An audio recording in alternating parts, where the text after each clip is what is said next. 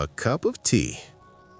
Nan-in, a humble yet profoundly wise Japanese Zen master who lived during the Meiji era, was known throughout the land for his serene presence and sharp insight.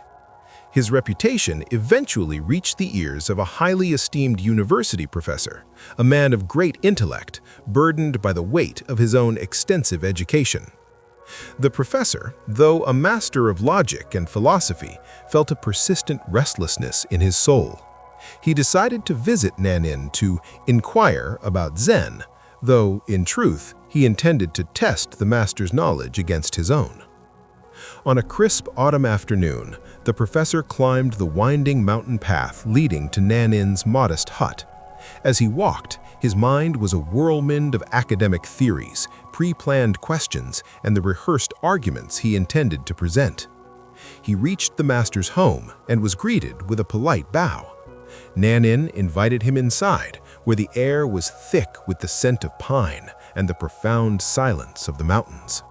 However, the silence did not last. No sooner had they sat down than the professor began to speak. He spoke of his studies, his accolades, and his complex interpretations of reality.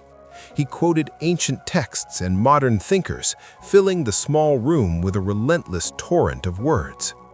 Nan-in listened patiently, his face a mask of calm, though he could see that the professor was not truly there. He was trapped inside the fortress of his own mind. Instead of interrupting with words, Nan-in began to prepare tea. He moved with a deliberate, rhythmic grace, lighting the fire, rinsing the pot, and heating the water. The sound of the boiling kettle hummed in the background, but the professor's voice remained louder.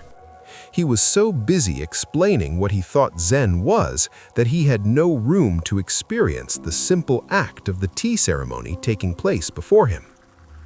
When the tea was ready, Nan-in placed a small, delicate ceramic cup in front of the professor. He picked up the heavy iron pot and began to pour. The golden liquid flowed steadily into the cup. The professor, still talking, watched the cup fill up. The tea reached the midpoint of the cup, then the three-quarters mark, then the brim. Yet Nan-in did not stop. He continued to pour with a steady hand and an unblinking gaze. The tea began to spill over the edge of the cup. It ran onto the wooden table, then dripped onto the professor's expensive silk robes and the tatami mat.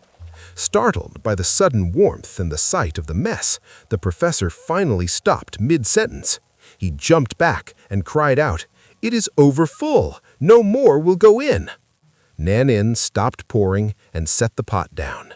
He looked directly into the professor's eyes and said softly, "Like this cup, you are full of your own opinions and speculations. How can I show you Zen unless you first empty your cup?" In that moment of sudden silence, the professor's intellectual armor shattered. For the first time in years, his mind went quiet.